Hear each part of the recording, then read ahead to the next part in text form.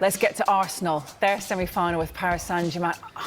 I mean, what did you make of the defeat? It was at home, which was disappointing, but what went wrong?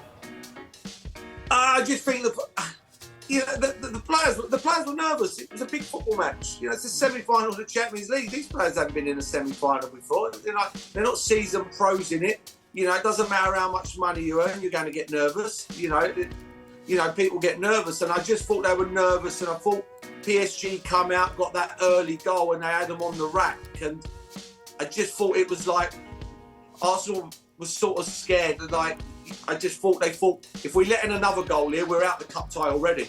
We're literally out the cup tie. And I know that didn't happen with Inter Milan. They went 2-0 up against Barcelona. Barcelona play a different way to Arsenal. They got back into the game steadily, but they'll be disappointed. You know, certain games you get in your life and you think, I could have probably done more in that game. And I think there's a lot of players that would have sat in the dressing room after that game or gone home and gone to bed and laid in bed and thought, didn't really turn up. Didn't turn up. And that happens. It happens. You just hope it doesn't happen on the big stage in the big games. And it did. It did on Tuesday night. How much do you think they missed Thomas Partey? Oh, amazingly. Yeah, unbelievably. Yeah. It stopped Declan Rice bombing forward. You know, Declan's playing as well as anybody at the moment. He's bombing forward, he's making runs, getting into the box. You know, one of their only chances they did have, the Trossard chance, that was from Declan Rice, making a bursting run. You know, and we didn't get as many of them because of the position he had to play. But, yeah, Partey, when he comes back, I mean, Odegaard will have to turn up. You know, I'm a big fan of Odegaard, but he didn't perform the other night. But they've got another chance. They should have been completely blown out of this competition the other night. They had chances, PSG. I think it's down to the first goal. I think if Arsenal score first goal, that wipes out Tuesday's performance and it's game on. I think it's Paris Saint-Germain score first.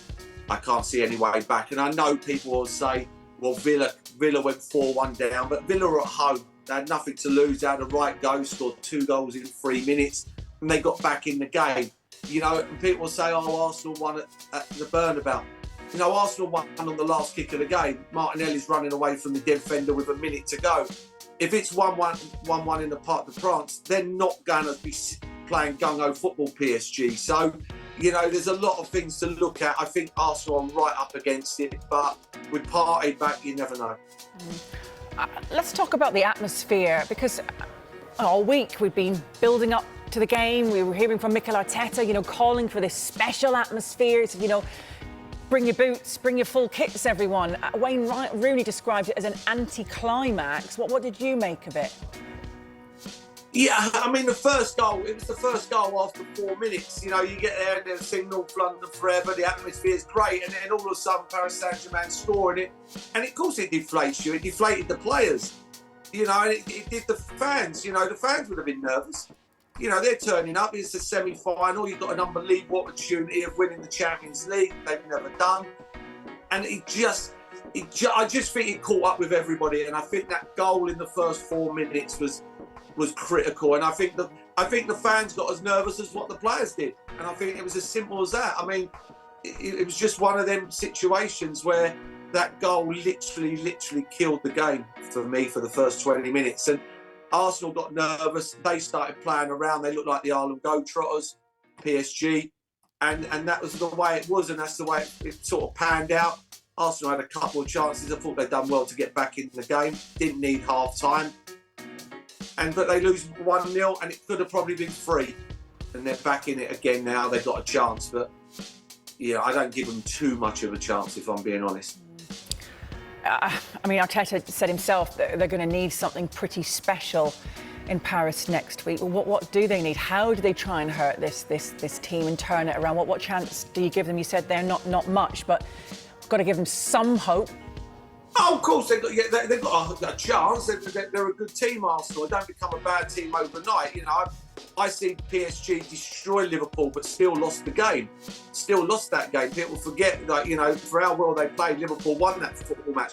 They don't have to, because they've only lost 1-0, they don't have to go and score that goal in the first 10 minutes. I think as long as they can get through the first 20 minutes and keep it quiet in the Parc de France, because it will be an unbelievable atmosphere.